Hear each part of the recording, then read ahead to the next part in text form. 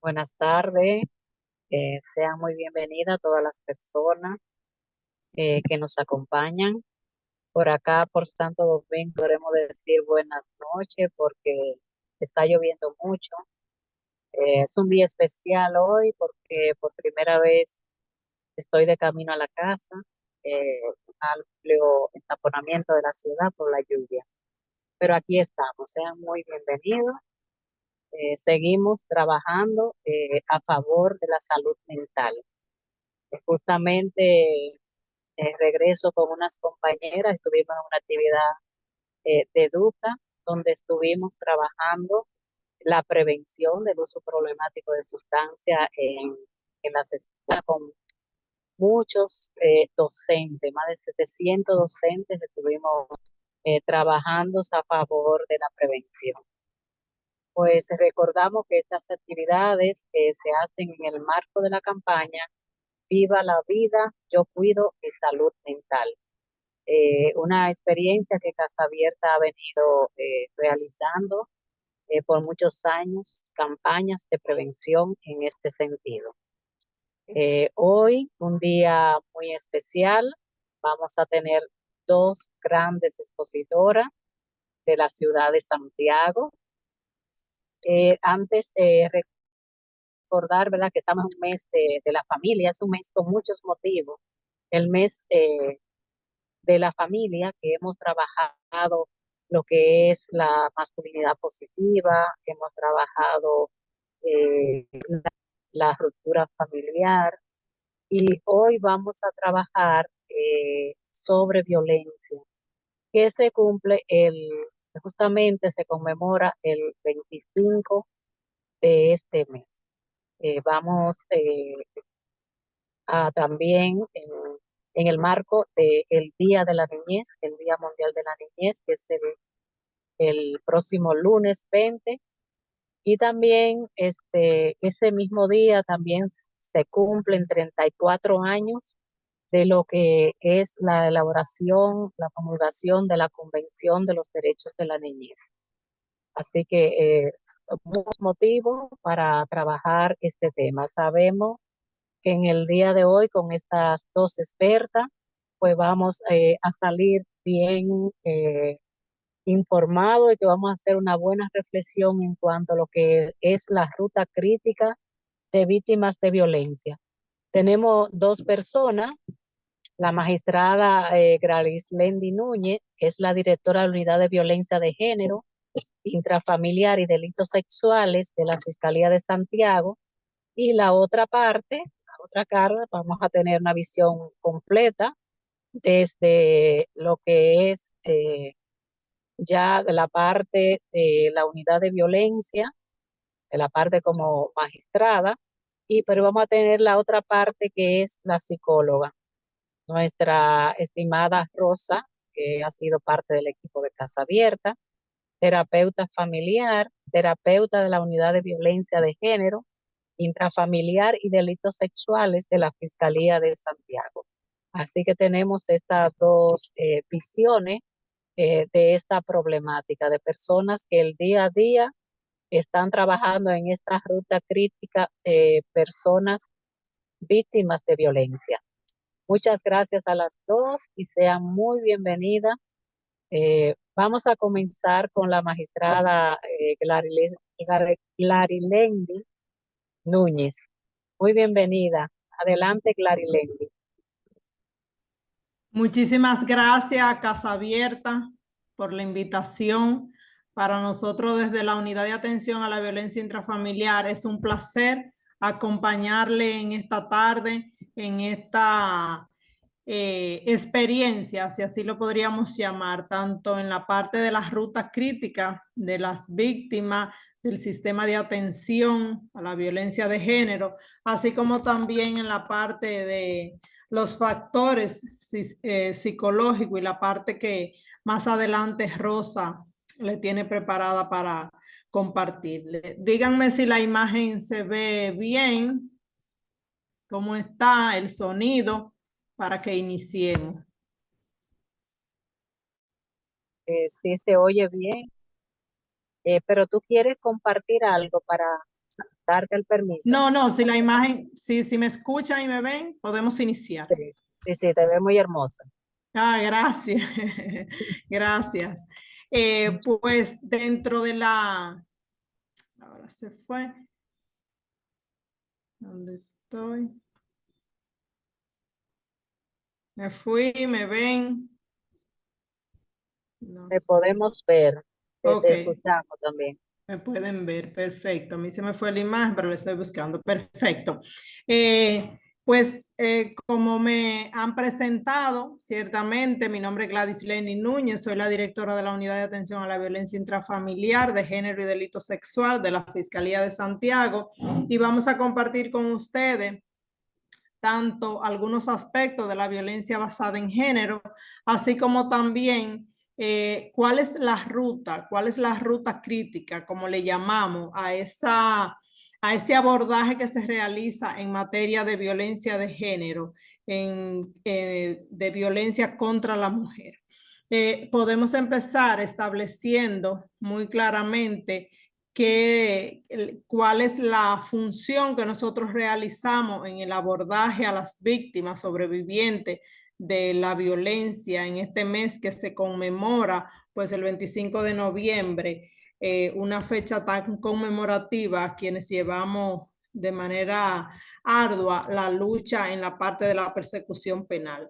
Y la parte que realizamos específicamente es realizar esa descripción tanto inicialmente desde el abordaje de la atención, que es el servicio que iniciamos realizando hacia la sobreviviente, inicialmente en la fase de abordar en la unidad, accesar a nuestro espacio y poder establecer con las sobrevivientes de violencia la parte de atención en cuanto a escuchar, a estructurar una denuncia sobre el hecho de violencia que le ha padecido, así como también el Ministerio Público se ocupa en esa primera parte de atención de evaluar la circunstancia que ha padecido la víctima de violencia. Dígase, inicialmente, al realizar esa atención de toma de denuncia, donde sabemos que antes se veía una estructura de atención de que inicialmente los casos de violencia eran atendidos en un proceso de conserjería. Hemos evolucionado y sabemos que muchas circunstancias pueden poner en riesgo la vida de la víctima y trabajamos directamente desde la unidad en ese servicio oportuno y rápido. ¿En qué consiste la toma de la denuncia? Inicialmente, la redacción de un hecho de tipo penal, el cual es evaluado por el fiscal investigador o por el fiscal inicial de atención al usuario el cual realiza la evaluación del hecho ocurrido y posteriormente inicia desde el área de atención al usuario, pues a realizar las primeras diligencias procesales o de investigación que puedan concatenar el hecho denunciado. Diga que podemos realizar desde la parte de investigación para aunar a la denuncia interpuesta la parte de una evaluación médica a la víctima que ha padecido la violencia, así como también posteriormente realizar, luego si ha denunciado una violencia física o si ha denunciado únicamente una denuncia por hechos de amenaza, de agresión verbal, de agresión física, psicológica. Posteriormente, entonces, la víctima en esa segunda atención se realiza la evaluación de riesgo frente a una psicóloga forense. Esa valoración de riesgo conlleva a medir cuál ha sido el nivel o incidencia de violencia padecida por la víctima, así como también verificar qué factores la ponen en una circunstancia de mayor riesgo ante la violencia que ha padecido y conocer un poco el patrón de violencia que la víctima durante la relación de pareja ha padecido. Esos primeros factores son vitales en el servicio de atención de las rutas críticas, pero también sabemos que antes podríamos poner un punto ahí. Hay momentos en que la víctima de violencia llega a iniciar la ruta con muchas dudas e inclusive no logra realizar un relato coherente para interponer una denuncia por muchas afectaciones, ya sea por afectación emocional, por dependencia. Hay muchas razones que Rosa más adelante le podrá explicar esa parte y conlleva a que el Ministerio Público no puede iniciar un caso de inmediato, no puede tomar una denuncia y la víctima entonces tiene que pasar al área de asistencia con la psicóloga Rosa o Esther, quienes están en la unidad, para poder trabajar un poco con la víctima por muchas razones. La parte penal, la parte del derecho, exige una noticia crimen. Quienes son abogados saben en qué consiste. Existe en colectar algunas informaciones básicas, inicial, que permitan aperturar un proceso específicamente de nuestro tema de interés.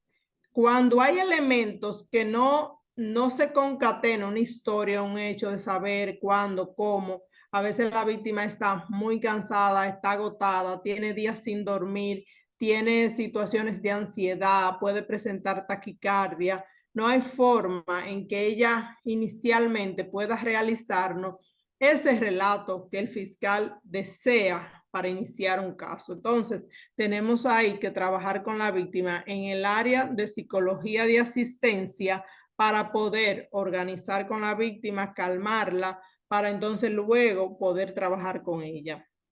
Pero ya que la tenemos apta para poder ofrecer una declaración sobre el hecho de violencia que ha padecido, pues conllevamos entonces a que se avance con la ruta, con los dos primeros pasos que le expliqué anteriormente. La unidad nuestra de Santiago cuenta con un equipo multidisciplinario que consiste en poder tener otros profesionales tanto de la salud, de la psicología, de trabajo social, abogados, que puedan cada uno intervenir en diferentes momentos para realizar la ruta crítica. Continuamos donde había colocado el punto, estableciendo que luego de tomada la denuncia, se realiza entonces las evaluaciones iniciales para ponderar cuál sería el curso de esa denuncia interpuesta, dígase con la valoración de riesgo, con la psicóloga forense con la médico, si la víctima presenta una lesión, si presenta una lesión, se toma una imagen fotográfica que pueda también ser descrita más adelante. Ante esos elementos iniciales de asistencia en la ruta crítica, se pondera entonces que de acuerdo al hecho, a los elementos colectados en esa área de atención, se proceda a tomar una decisión inicial. ¿Cuál sería la primera decisión? Decidir si el proceso tiene elementos para que se asigne un fiscal investigador o si el proceso no tiene elementos y se procede entonces a tomar otra medida inicial. ¿Cuál podría ser una medida inicial? Si la víctima tiene primera situación, es agresión verbal, es una violencia menor, se procede a hacer una comparecencia con las partes. Pero si indicamos en los primeros elementos colectados de atención en las rutas críticas, se procede a verificar que la víctima tiene una violencia que puede trascender. Procedemos entonces a designar un fiscal investigador que realice las diligencias pertinentes de investigación para detener esa situación de violencia.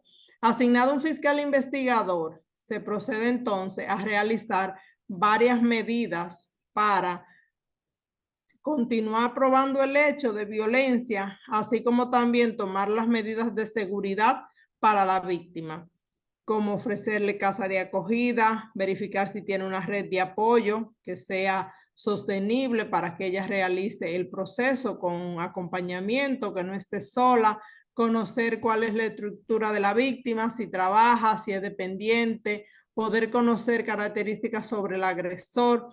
Todo eso se colecta a través de la realización de un interrogatorio más formal que se les realiza a la víctima para tener el sustento de conocer entonces otros elementos o si la violencia ha sido un patrón de violencia ascendente, recurrente, el tiempo de relación que tiene la víctima con el agresor, varios elementos que se deben de tomar en cuenta, así como algunos factores de riesgo que el fiscal debe de conocer y ponderar también para la misma celeridad del caso. Posteriormente, tomadas estas medidas iniciales de seguridad, se proceden a colectar otras informaciones, por ejemplo, si se ha destruido objeto de la casa, se debe de realizar una verificación en el domicilio con la víctima, si la víctima va al refugio, se contacta al Ministerio de la Mujer, si la víctima dice que no desea ingresar al refugio, debe de indicarnos una red de apoyo donde se lleve, que sea segura.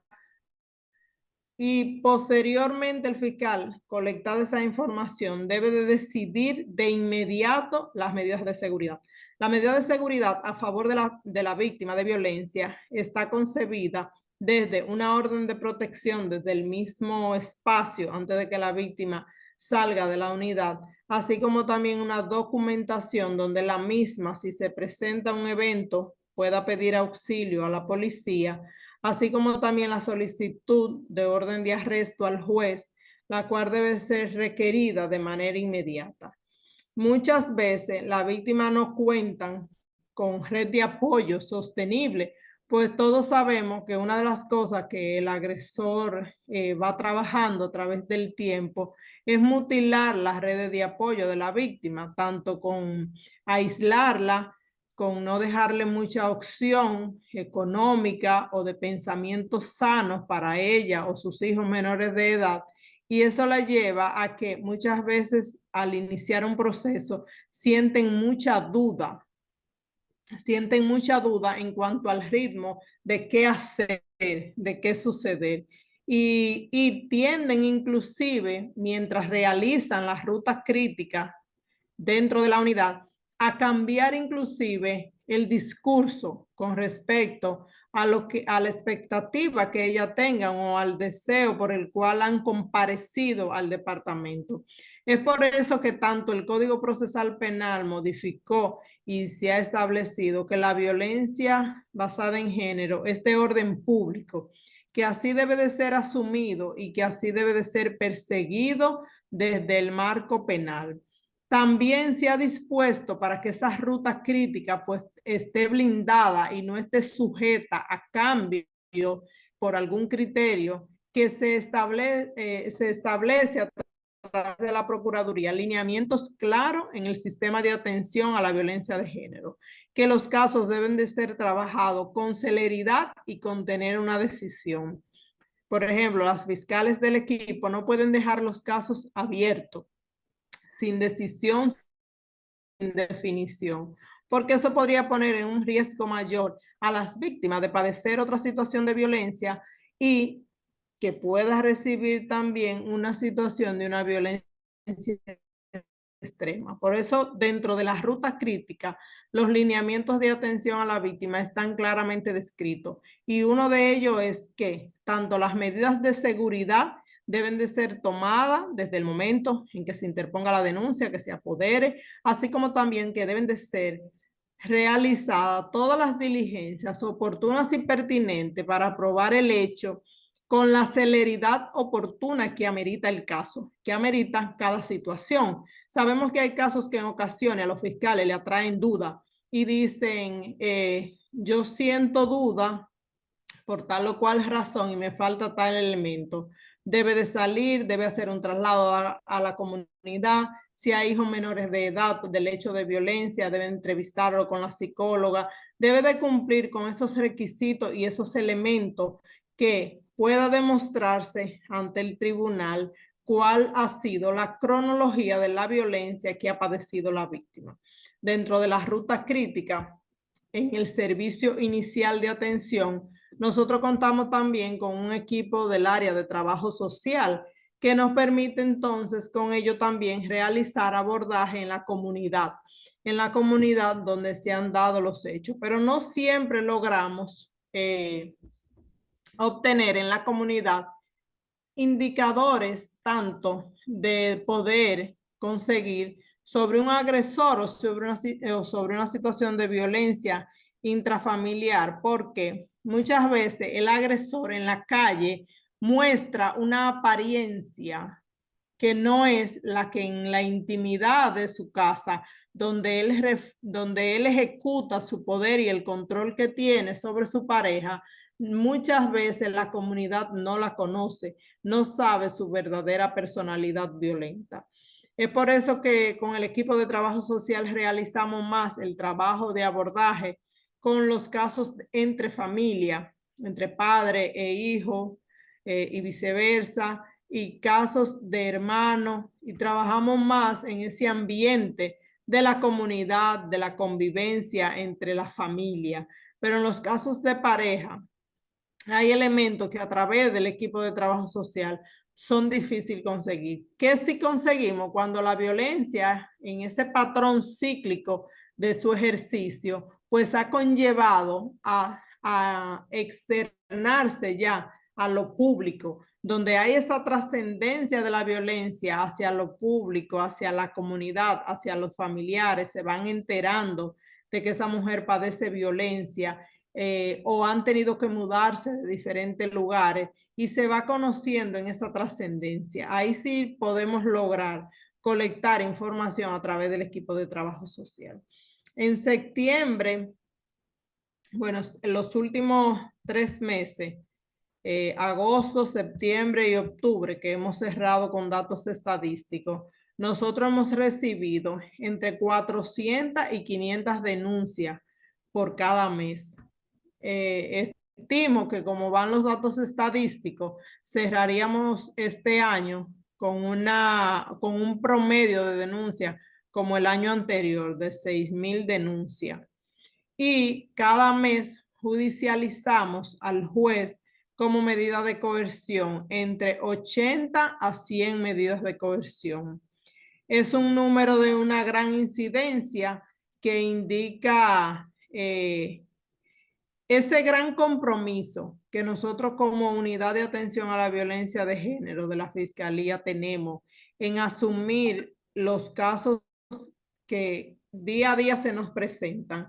no resulta a veces tan sencillo porque cada caso de una pareja, de una familia, conlleva muchos factores que poder organizar y más en la parte jurídica, porque tanto la víctima padece muchas situaciones, tanto de dependencia emocional, de dependencia afectiva hacia el agresor, el mismo entorno la presiona mucho y hasta permitirle a veces a la víctima que realice la ruta crítica de atención para su caso, conlleva a que ella tenga que, a veces tenemos hasta que quitarle los familiares si le acompañan, uno de ellos o al momento de la detención del agresor.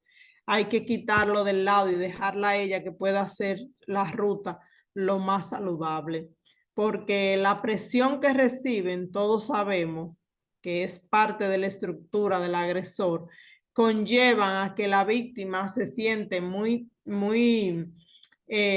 más afectada de por sí, afectada por la violencia padecida y más por la culpabilidad que le hacen los hijos, la afectación y la insistencia de los familiares a que ella cambie de postura hasta para beneficiar al agresor. En la parte del seguimiento, dentro de la ruta crítica, trabajamos entonces dos enfoques. Trabajamos el enfoque con la sobreviviente de violencia a través de un proceso terapéutico que nos permita trabajar con ella tanto la parte de su autoestima, así como también crear en ella eh, eh, más seguridad, más fortaleza emocional que le permitan superar la violencia que ha padecido, así como también que se visualice como una mujer con otros, eh, con, con otro valor, porque el agresor deja a la víctima muy desgastada emocionalmente. La víctima, ella se culpabiliza mucho de lo que ha padecido, de la violencia que le ha inferido, e inclusive llega a culpabilizarse y a tener muchos sentimientos de culpa. Trabajamos con la víctima ese proceso terapéutico y desde el otro enfoque, pues le damos seguimiento a que sí, el agresor o está detenido o el juez ha dispuesto que el imputado debe de recibir un proceso terapéutico ante el Centro Conductual para Hombres que se encuentra situado en la ciudad de Santiago, pues pueda realizar el agresor ese proceso terapéutico que el juez le ha impuesto y deben entonces el centro, cuando el agresor concluye su proceso terapéutico, debe de remitirnos certificación o constancia de que el agresor cumplió con esa disposición que el juez ha establecido para verificar si él mismo está primero cumpliendo, así como también en un proceso de modificación de conducta. Sabemos que modificar la conducta no es tan sencillo, no es tan simple, más cuando ha sido una situación de una violencia reiterada, donde desmontar esa estructura, ese control, ese machismo de los agresores no resulta tan fácil. A veces no basta ni siquiera con 6 meses, que son los que provisionalmente el juez puede disponer bajo una medida de coerción o una variación, tanto en la instrucción como en un proceso de la Corte Penal, establecer ese periodo. No resulta tan sencillo, pues, ese desmonte, pero como el proceso continúa en otras fases procesales, también se podría disponer el proceso terapéutico del agresor. Es por eso que no terminamos como soltando el proceso de la víctima, de inmediato se judicializa, sino que hay otras vías y nosotros hemos realizado acuerdos con el Poder Judicial para que en los casos en donde el juez vaya a ponderar que no va a privar al agresor de su libertad, pues sea obligatorio dos elementos.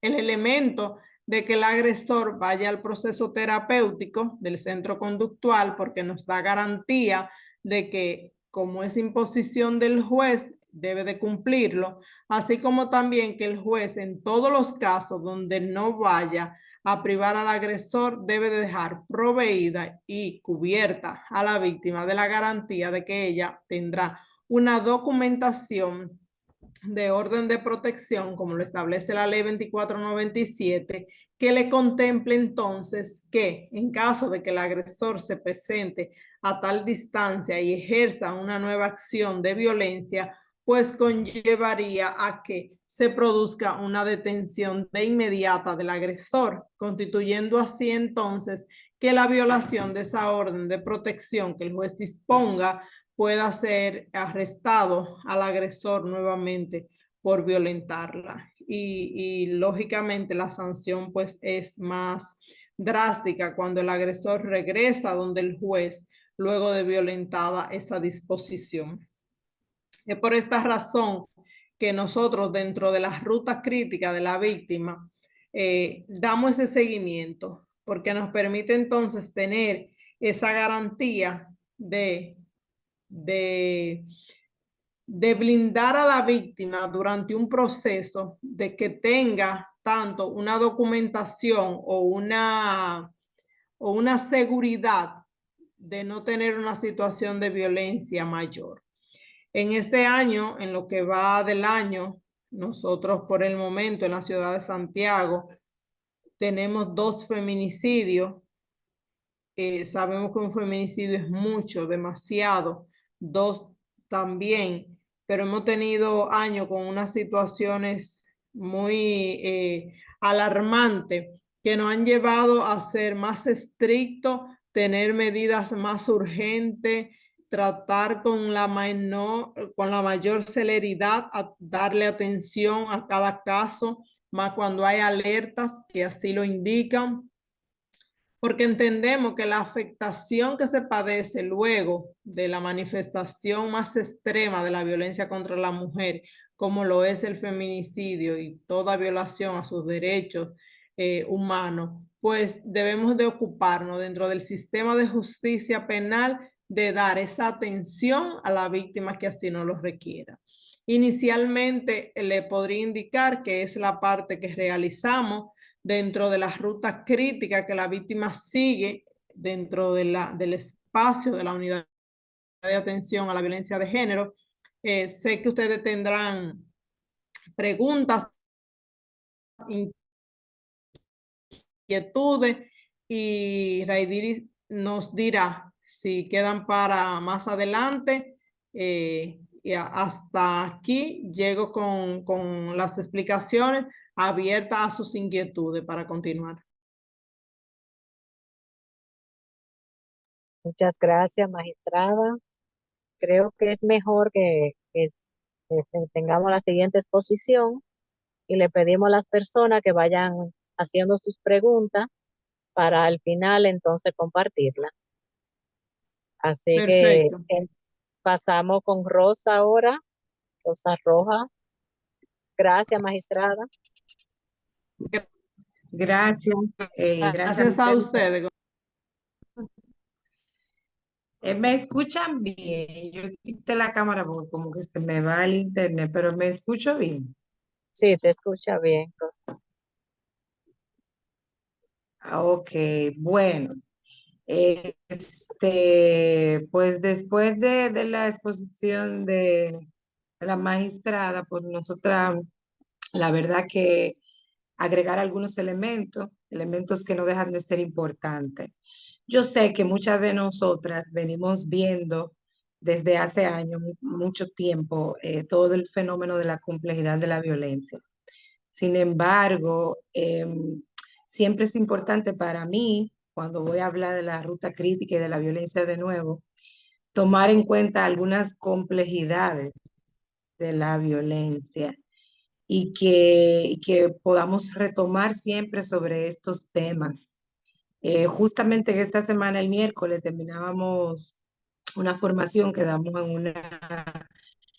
en CAPES que se viene dando hace tiempo desde un programa que tiene Fiscalía aquí en Santiago de formar monitores y monitoras de paz Y yo le compartía a ese grupo y le decía, hablando de este tema de la violencia, siguen existiendo nuevas formas, nuevos mecanismos.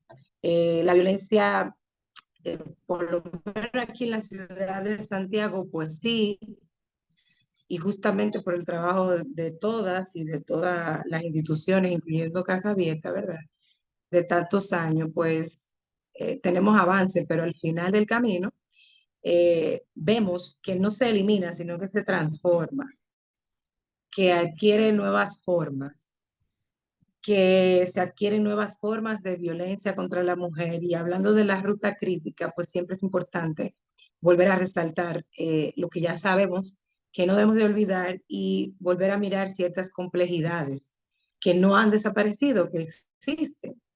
Entonces, la primera complejidad de la violencia de género y de la violencia en contra de la mujer específicamente, porque ya saben ustedes que la violencia de género, la violencia en contra de la mujer y la violencia intrafamiliar tiene matices similares, pero también tiene diferencias significativas, muy significativas, ¿verdad? Entonces, en este mes de noviembre, podemos conjugar las dos cosas, podemos ver todo lo que pasa dentro de ese contexto familiar, pero nunca dejando de lado lo que implica la violencia de género, la violencia en contra de la mujer. Entonces, de ahí resaltar que el género es una organización social de las diferencias sexuales. Ya por aquí comienza una ruta crítica que viven las mujeres. Cuando decimos que el género está establecido y organizado de acuerdo a las diferencias sociales que se establecen por el sexo con el que nace una persona, podemos ver, y yo lo he compartido muchas veces, creo que aquí en una exposición que tuve antes decía, yo les digo a las usuarias, no para asustarlas, ni para vulnerabilizarla más. Le digo, cuando hablamos de elemento de peligrosidad y hablamos de elemento de riesgo, nacer mujer, construirte mujer es un elemento de peligrosidad. Lamentablemente sigue siendo una situación actual. Ser mujer es un elemento de peligrosidad y eso siempre va a aumentar cualquier ruta que deba de seguir una mujer. Entonces, esto nos hace realistas, no víctimas. O sea, la idea no es fomentar la victimización, sino las realidades de dónde debemos de cuidarnos. Y la realidad de no caer en ciertas narrativas y discursos que continuamente nos dicen algunos medios, algunos procesos, algunos intereses particulares, el machismo siempre como base estructurada del patriarcado, todos estos elementos muchas veces quieren hacernos creer y confundirnos dentro de las situaciones de realidades que se viven en nuestra sociedad. De ahí entonces que es importante siempre volver a recordar contra de la mujer no es un problema de las mujeres, es un problema de los hombres que viven las mujeres. Y eso tampoco con ninguna intención nunca de martirizar o convertir en ogros y verdugos o en plantear que un hombre no tiene la posibilidad de reeducarse, transformarse y cambiar ciertos patrones. Claro que tiene la posibilidad, por eso existe la terapia para los hombres y todo el proceso de la nueva masculinidad, porque creemos que se puede hacer una transformación y que esa transformación garantiza protección para la familia, para las mujeres, para los hombres, para la sociedad y para la salud en sentido general, porque la violencia igual también es un problema de salud, ¿verdad? De salud pública. Entonces, el fenómeno de la violencia en contra de la mujer es un problema que tienen los hombres en calidad de su género masculino y que padecemos y sufrimos las mujeres en el contexto laboral, en el contexto familiar, cultural, social y por supuesto en el seno de las familias, desde donde sea que se forme una familia y mirando como familia todo tipo de familia, existe la violencia dentro de los patrones creados de lo que es una mujer en las familias de las personas del mismo sexo. Existe violencia. Nosotras atendemos muchísimos casos, vemos muchísimas situaciones. ¿Y sobre qué va esa violencia? Sobre el rol de masculinidad y feminidad. Entonces, ese fruto, toda esta violencia es fruto del desbalance de poder sociocultural entre hombres y mujeres, o entre el rol que se le asume a hombres y a mujeres, como resultado de las construcciones religiosas, políticas y económicas. Permitir la explotación económica de las mujeres con la reproducción social del trabajo y el trabajo doméstico no remunerado. De hecho, actualmente tenemos una ganadora del premio Nobel, y justamente a esta señora se le otorga el premio Nobel por su majestuosa investigación, buenísima investigación, nosotras estudiarla, nosotras conocerlo. Se le otorga este premio Nobel por esta investigación que ella hace de la inclusión de la mujer en lo que es el desarrollo económico. Y una de las premisas que nos muestra esa investigación justamente es esa brecha ahí en la no remuneración del trabajo doméstico, en cuanto a los salarios, en cuanto a las oportunidades de empleo que tienen las mujeres, en todo este proceso. Pero no, para no extenderme, ¿verdad?, en eso de ese estudio sumamente interesante, invitarla siempre a mirar las cosas nuevas que nos suceden, invitarnos siempre a ver qué están haciendo las mujeres que investigan, las mujeres que trabajan y se preocupan por este tema de las desigualdades, y ver las diferencias, qué opinan otras personas diferentes a lo que nosotras podríamos opinar. Entonces, esa diferencia y esa explotación económica que viven las mujeres, le comienza a desarrollar una ruta crítica antes de iniciarse dicha ruta. Esta discriminación se agrava en las diferencias, mujeres pobres, mujeres negras o no blancas, con orientación sexual diversa, y en las diferentes etapas etarias, o mujeres con discapacidad. O sea, una mujer pobre, una mujer no blanca, una mujer con una orientación sexual diferente, una mujer con una discapacidad, por supuesto que va a tener una ruta crítica y de paso una vida en general con muchas más discriminaciones y diferencias y sobre todo muchas menos oportunidades. Se manifiesta esta diferencia en todos los ámbitos, en el ámbito privado y en el ámbito público, y eso es algo que sabemos desde hace mucho tiempo, desde la Convención Interamericana de Belén do Pará. Ese tema de que la violencia es privada, de que no nos podemos meter y de que no nos corresponde, desde los años 80 sabemos que no es así, que la violencia tiene tanto manifestación en el ámbito público como en el ámbito privado. Y que cuando accedemos a los servicios públicos, por el hecho de ser mujer, esta ruta puede crear mayores laceraciones. Dentro de los procesos, entonces, y los factores básicos de la violencia en contra de la mujer, aquí muy resumido, lo podemos ver en estas tres esferas. Primero, la posición desigual que genera desbalance de poder. Segundo, la utilización normalizada de la violencia en las resoluciones de los conflictos. Y tercero, una cultura patriarcal permanentemente reciclada. Lo que le decía hace un rato, no es cierto que la violencia no existe, es que se recicla, es que toma nuevas formas. Entonces,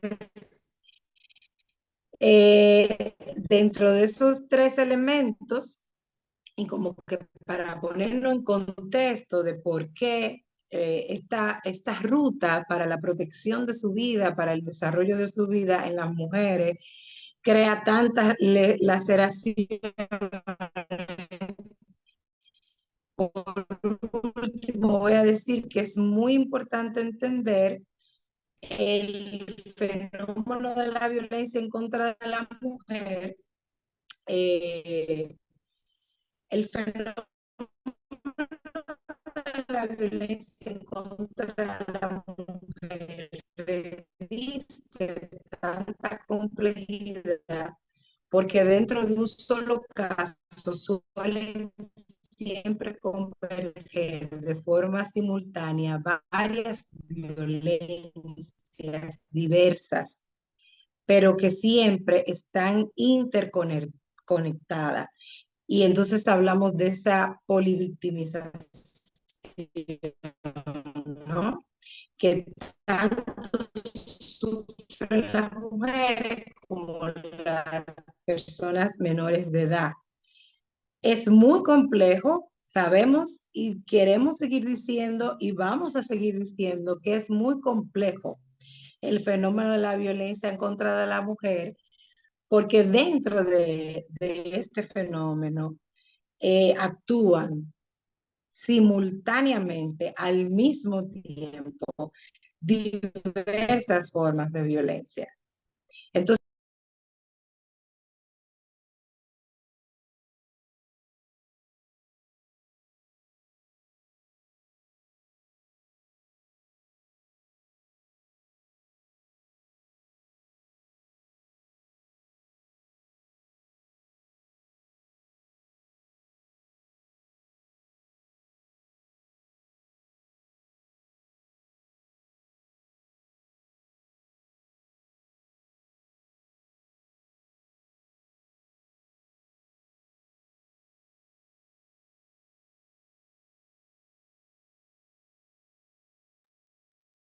Parece que tenemos problema de conexión.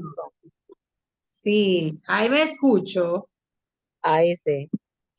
Ajá, entonces justamente quedaba en esa parte de lo importante de entender cómo convergen de forma simultánea varias violencias a la vez, ahí simultáneamente. Y eso siempre sucede. O sea, nosotras no vemos excepciones.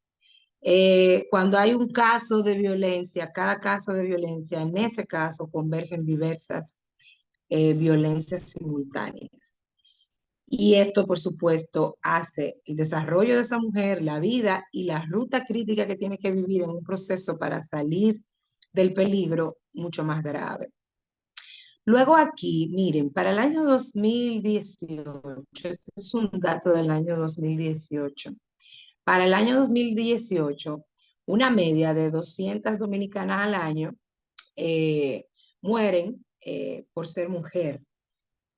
Porque yo he enfatizado en esta primera parte de lo que estoy compartiendo con ustedes, el hecho de ser mujer, lo peligro que eso implica, porque es que desde ahí debo de partir para entender por qué una ruta que debería llamarse la ruta de protección, ¿no? O una ruta de salvación, y que sí, no deja de ser una ruta que te va a llevar a un proceso de protegerte, se convierte, es una ruta crítica.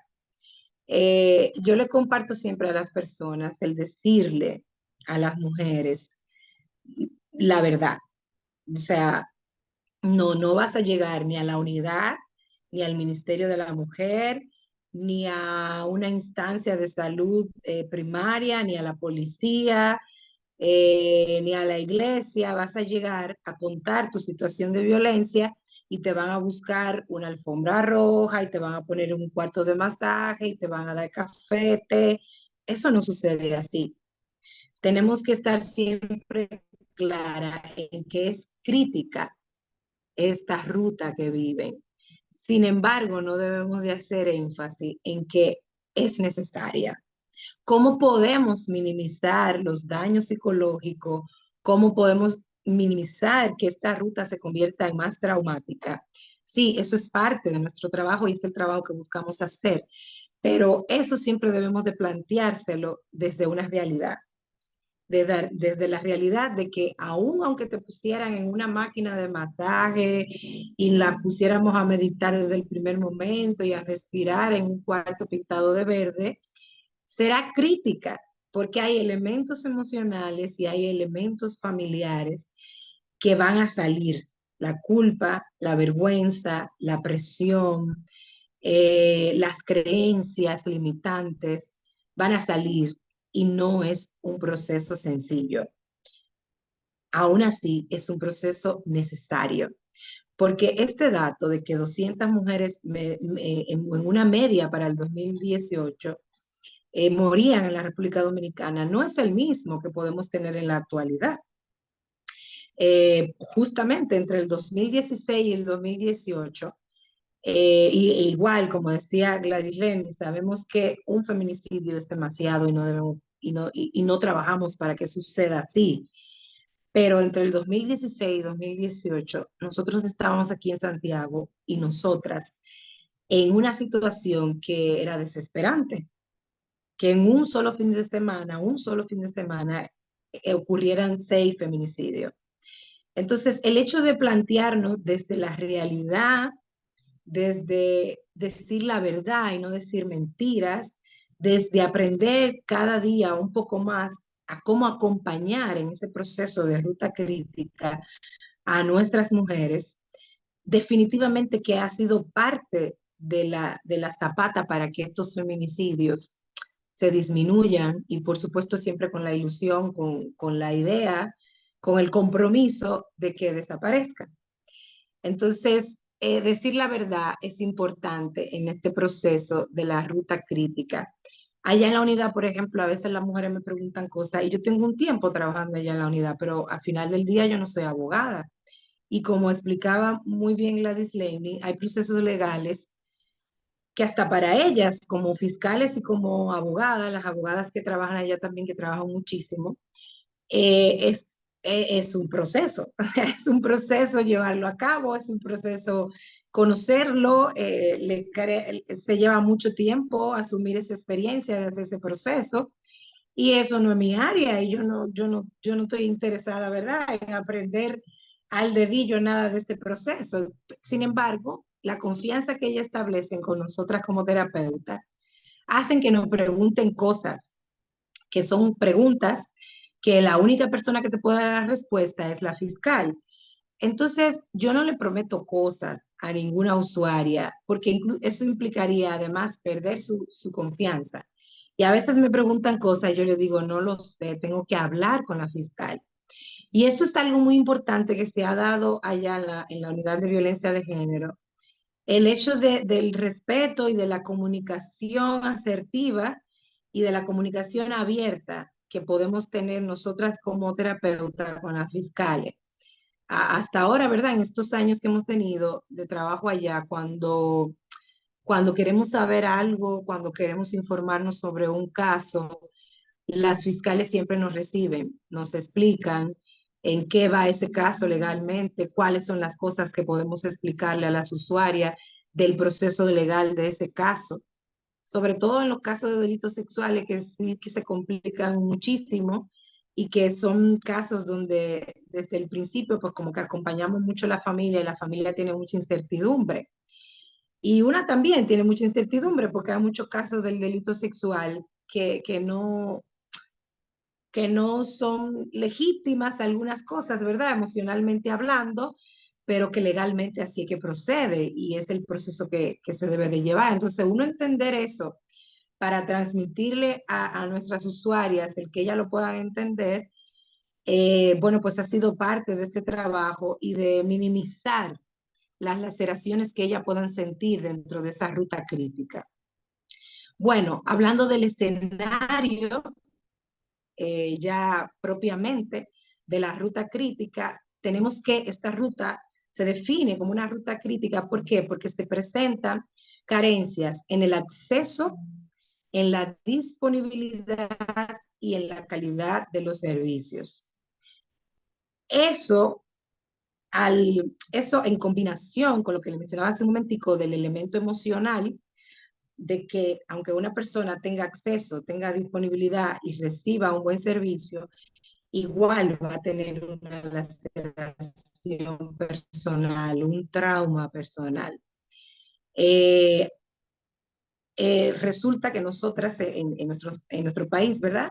Tenemos dificultades con el acceso. Quizás aquí en Santiago y los barrios de Santiago y las comunidades aledañas a Santiago, pues sí, todo el mundo puede acceder, no solamente a la unidad de violencia de género, puede ir al Ministerio de la Mujer, puede ir a las demás ONG que tienen tantos años en Santiago trabajando con la mujer, Mujer Iglesia, Núcleo de Apoyo a la Mujer, la Coordinadora de las Mujeres, bueno, todo este proceso, ¿verdad? De Movida, Profamilia, todo el que trabaja aquí en Santiago en comunicación continua, tenemos una mesa de trabajo de servidoras y servidores. Entonces eso permite un poco más de acceso, no solamente acceso al servicio, sino acceso a la información que debe de recibir una mujer para poder decidir si yo voy a buscar acceder al servicio que me proteja.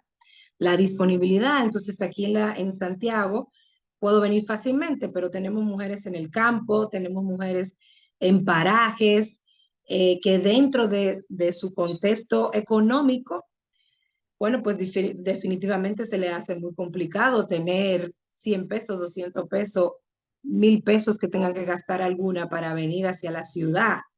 Entonces, no siempre está esa disponibilidad ni económica, ni de transporte, ni de redes de apoyo, ninguna. Todo esto entonces hace que esa ruta comience a ser sumamente crítica antes de llegar a la unidad o antes de llegar a cualquier ONG que le pueda brindar un servicio o cualquier otra institución del Estado que le pueda brindar un servicio. Con relación a la calidad del servicio, pues seguimos sobre lo mismo. El otro día, por ejemplo, compartía yo en el chat del trabajo una reflexión que me mandaron muy bonita sobre simplemente mirar a los ojos a las personas cuando están frente de ti, ¿no? Bueno, siempre ese buscar la calidad en el servicio. Saber que independientemente de la fachada, de la apariencia, de mis propias creencias y de mis prejuicios como ser humano, porque no los dejo de tener, esa persona que está frente a mí me está pidiendo ayuda. Vino hacia aquí a solicitarme ayuda. Yo puedo creer que no la necesita, o yo puedo creer que hay gente que la necesita más, o yo puedo creer que la necesita de manera urgente. Igual, todo el que solicita la necesita. La necesita por algún elemento, ¿no? Dentro de lo que le esté faltando. A veces, por ejemplo, se da a mujeres que tienen muchas denuncias o mujeres que van a la unidad en situaciones donde el conflicto está en el tema de la manutención de los niños, de que no tienen recursos económicos, ¿verdad? Y que no se ha puesto una manutención y todo eso. Y poder brindar una calidad del servicio, no solamente decirle, eso es en el juzgado de paz. Brindar una calidad en el servicio implica que yo te explique, porque lo sé, no tengo que ser abogada para saberlo, cómo tú puedes ir al juzgado de paz, qué cosas tú necesitas, que si necesitas el acta de nacimiento, qué tipo de acta de nacimiento, en qué horario trabajan en el juzgado de paz, porque volvemos a lo mismo de la disponibilidad. Las mujeres, por ejemplo, que piden permiso en su trabajo.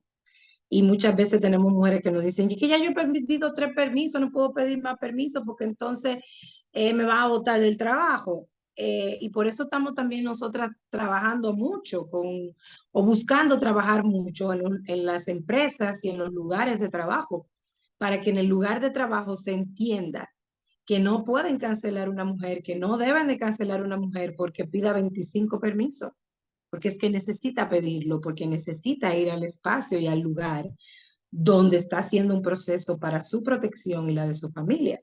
Entonces, dentro de este acceso, disponibilidad y calidad de servicio, entran todos los sectores, el de salud, el de educación, el sector legal, el sector comunitario, el sector familiar, político, económico. Una mujer que cuenta con un acceso, con disponibilidad y calidad de servicio en cada uno de los sectores, puede decir que tiene una red de apoyo y puede decir que no va a salir frustrada o más lacerada de lo que llegó a buscar el servicio. Estamos claras en que incluso sobre todo en el sector salud, donde entendemos desde el trabajo que hemos venido realizando que pudiera haber muchísimo más avance. Sigue existiendo, por ejemplo, eh, la violencia contra la mujer, ¿verdad? Y en cuanto a la planificación, en cuanto a la atención que reciben, el tema de los seguros, que no les registra si tienen golpes, el tema de la denuncia desde un centro de salud, poder denunciar que le llegó una mujer víctima de violencia, ¿verdad? Maltratada. En los centros de salud tienen ese compromiso, ¿verdad? Y esa obligación, digamos, moral, social y legal de alertar sobre las laceraciones con las que recibe una mujer. Y eso sigue siendo un tema, eso sigue siendo un reto. Con las niñas y los niños, los adolescentes en el sector educación, pues siempre tenemos muchos retos. Hacer un proceso en una escuela es una ruta triplemente crítica. Entonces, aquí yo le puse algo que es muy importante que nos dice que la ruta crítica, ¿verdad? La ruta empieza con la determinación de las mujeres de apropiarse de su vida y la vida de sus hijas y de sus hijos. Desde que una mujer decide que se va a apropiar de su vida, es decir, que va a buscar ser autónoma, entonces esta ruta comienza. Y ahí convergen todos los factores anteriores, lo político, lo social, lo familiar, lo económico. La ruta crítica es un proceso interactivo, no es un proceso estático, no es un proceso lineal, no, es un proceso interactivo, constituido por factores que impulsan o inhiben tanto a la mujer afectada y sus acciones como a la respuesta social encontrada, que es determinante en la ruta. Esto quiere decir que en esa interacción y en todos esos servicios que una mujer que busca protección debe de actuar, lo que recibe y de acuerdo a cómo lo recibe es determinante para minimizar y proteger dentro de ese proceso de su ruta crítica. La toma de decisión de las mujeres está influenciada por la información, el conocimiento, sus percepciones y actitudes, por los recursos disponibles, por la experiencia anterior, por la valorización de su situación, el saber que esa situación que ella está viviendo se valora y se sabe que es algo a lo que hay que prestarle atención. Si simplemente yo lo veo como, bueno, ya tú volviste por aquí o tú vienes o una denuncia más y pierdo la sensibilidad y digo que simplemente es una denuncia más, entonces todo eso va a influenciar en ese proceso de esa ruta crítica y lo va a entorpecer, lo va a dañar y va a traumatizar el proceso. Y por supuesto, en el apoyo o los obstáculos que encuentre dentro de ese proceso de la ruta crítica. A ver, ¿cuáles son los factores motivacionales? Y esto sí que es vital, porque una mujer, sobre todo, ¿verdad? No llega a poner una denuncia porque, bueno, se le dolió la cabeza y se sintió mal porque le dolió la cabeza. No, los factores que motivan este proceso de iniciar esta ruta crítica siempre son factores ya bastante graves. Primero, cuando esa agresión se agrava, es decir, el aumento de la agresión. Ese es uno de los principales indicadores que hace que la persona vaya a poner una denuncia o busque ayuda en cualquier institución. Segundo, cuando la situación se volvió insostenible. Y de estos casos, por más que uno quiera tener menos, siempre tiene más. Como decía Gladys, pues sí, ha sido un año de muchísimos retos y de muchísimas dificultades donde vemos esto, donde vemos mujeres que vienen a denunciar porque ya esa situación que viven es insostenible para ella, para la familia, para las hijas y hasta para el vecindario, ¿no? Y la comunidad. Otro factor que motiva a que se lleve a cabo el proceso de iniciar la ruta son los incidentes externos, es decir, nuevas situaciones agravantes, presentación del agresor en el trabajo, intento de suicidio de los hijos ya adolescentes y las hijas. Esa situación agravante pues hace que vengan las denuncias, motivadas por otra persona definitivamente, sobre todo por otras mujeres. Y por último, pues tenemos este factor que motiva muchas denuncias, que es el factor anónimo. Eso se hace siempre menos, pero cada día como que sí pueden ir apareciendo más denuncias anónimas. ¿Por qué las denuncias anónimas son tan escasas? Porque la gente tiene miedo, porque se generaliza el miedo de si yo denuncio una situación en la que no me debo de meter, voy a terminar perjudicada. ¿Cuáles son las acciones más frecuentes que toman las mujeres cuando tienen estas motivaciones para buscar protección? Denunciar. Años atrás podríamos decir que quizás denunciar era lo último. Entonces, a final del día podemos decir, compañera, que bueno, no hemos hecho el trabajo ideal, pero hemos trabajado mucho. Yo digo hemos, yo me incluyo, pero las mujeres, y sobre todo aquí en Santiago, tantas mujeres maravillosas que tenemos, han trabajado mucho, porque hoy por hoy, y aquí en la ciudad de Santiago, una de las primeras acciones que busca hacer una mujer cuando se ve en una de estas circunstancias agravantes de la agresión que está viviendo es denunciar, ir a la unidad de violencia de género a poner la denuncia. También ha aumentado el ir a buscar ayuda en el Ministerio de la Mujer, solicitar de servicios de salud, esto ya cuando hay laceraciones físicas muy graves o infecciones de transmisión sexual muy frecuentes o desgarros y violaciones sexuales también. Pues ahí entra mucho esa parte del servicio de salud y por supuesto el trabajo que han venido haciendo las ONG que trabajan para las mujeres, pues siempre son como que este foco central de apoyo y de buscar iniciar ese proceso dentro de la ruta. ¿Cuáles son los elementos psicoemocionales que viven las mujeres iniciada esta ruta y que allá en la unidad de violencia de género no es la excepción?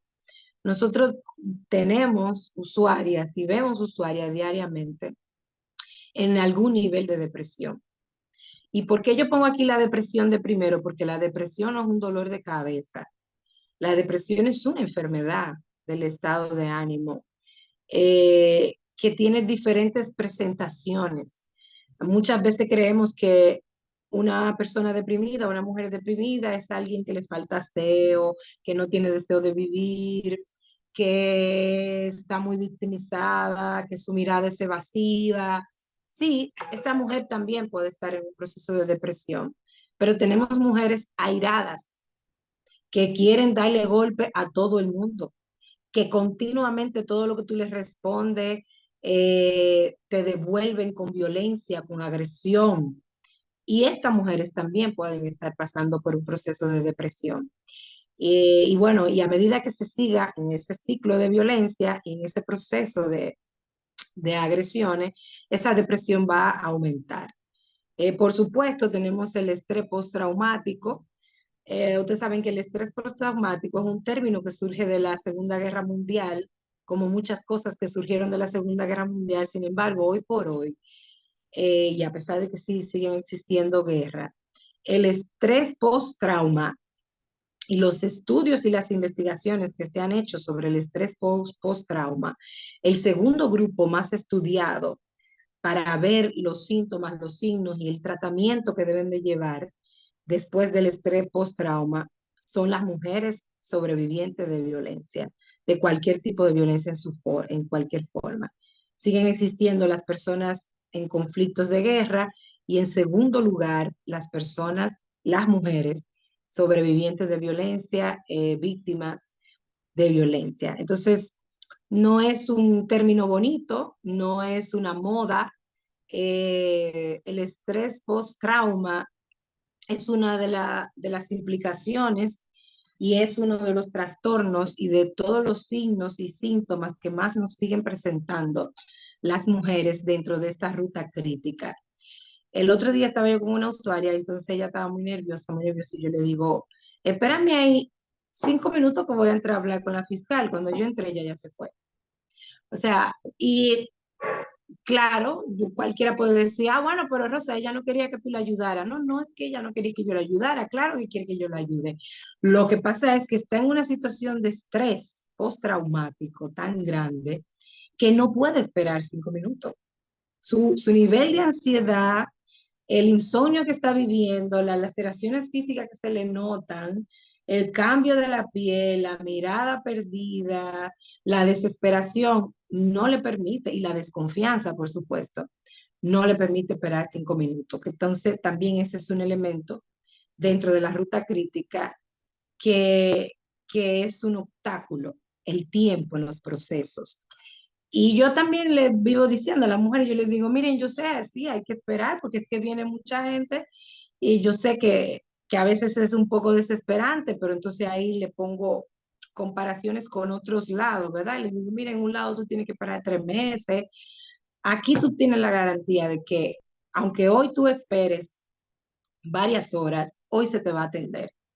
Entonces, todo ese trabajo, ¿verdad? Y todo ese proceso lo hacemos para minimizar las laceraciones dentro de ese proceso de esa ruta crítica. Está el trastorno límite de la personalidad. La violencia crea, por supuesto, situaciones psiquiátricas y una de las primeras es el trastorno límite de la personalidad. Todo esto, con compañeras, son temas para exposiciones solo de ese tema. O sea, hablar de la depresión en las mujeres dentro de esta ruta crítica, solo eso, ¿verdad? El estrés postrauma, el trastorno límite de la personalidad, cómo se refleja en las mujeres dentro de esa ruta crítica y dentro de su vida por estar viviendo violencia, son todos temas sumamente amplios. Yo quise traérselos hoy, ¿verdad? Para mirar cómo es que psicológicamente siguen estando esas laceraciones en esa ruta crítica. La ansiedad, el trastorno de ansiedad generalizada, el abuso de sustancia, eso cada vez más en las mujeres, abuso de todo tipo de sustancia, trastornos del sueño, trastornos de alimentación. Eso, si hiciéramos como que un formulario eh, donde vamos a tener indicadores de lo que se presentan del estrés postraumático, pues ahí al lado está el trastorno de alimentación. Las mujeres que nosotras recibimos por un lado o por otro entran dentro de alguno de los tipos de trastornos de alimentación. Intento de suicidio, indefensión aprendida, ¿verdad? Que ya hemos hablado mucho de esto, el asumo esta posición y que es una posición que ella comienza a desarrollar en el contexto familiar, en el contexto de pareja, de cómo se le acorrala totalmente contra la espada y la pared y crea esa, esa creencia, esa distorsión cognitiva de no, no me puedo defender. O sea, aprende a no defenderse. Yo creo que hablamos de esto, ¿verdad? También en una, me parece a mí que aquí mismo fue que puse yo con ustedes una vez sobre este tema de la indefensión aprendida. La impotencia adquirida, porque esa impotencia no solamente le surge a ella porque ella es impotente, sino porque ante los servicios que reciba o la atención que reciba, el miedo le hace percibir impotente ante todo lo que está viviendo, ¿verdad? Y muchas veces es impotente, porque volvemos sobre lo de la honestidad, ¿verdad? Y sobre decirnos las verdades. Entonces, esa impotencia que se adquiere en cada proceso de la ruta crítica, la angustia, la desesperación, el miedo, si quisiéramos agregar alguna cosa, está la vergüenza, por supuesto, y la culpa en esos elementos emocionales. En la mayoría de los casos, nuestros propios prejuicios juegan un papel fundamental en no poder distinguir los diversos tipos de violencia de las cuales puede estar siendo víctima una mujer. De ahí que les felicito, siempre voy a felicitar mucho a Casa Abierta por ser parte de este trabajo tan grande que se hace en el país y a todas las personas, ¿verdad? Que cuando se le convocan, pues asisten a seguirnos comunicando y aprendiendo y compartiendo experiencia. Felicito su responsabilidad en emprender sobre estos temas y les invito a un reto aún mayor, pero muy enriquecedor, el reto de desaprender lo que nosotras y nosotros debemos de desaprender para minimizar todas esas situaciones lacerantes que viven las mujeres en esta ruta de si me llevan para aquí, aquí no es, aquí sí es, tengo que parar 5 minutos, realmente me van a atender, yo no lo quiero meter preso, sí quiero que lo metan preso, no, no es verdad que me van a matar, yo no puedo ir a casa de acogida. O sea, dentro de todo ese proceso, y de instituciones en instituciones, lo que más garantiza que esa ruta crítica que vivan las mujeres no sea trágica es la calidad del servicio que podamos brindarle. Y para brindarle calidad de servicio tenemos que seguir desaprendiendo y aprendiendo nuevas formas de cómo tratarnos como seres humanos. Muchísimas gracias por invitarnos a compartir y siempre a su orden.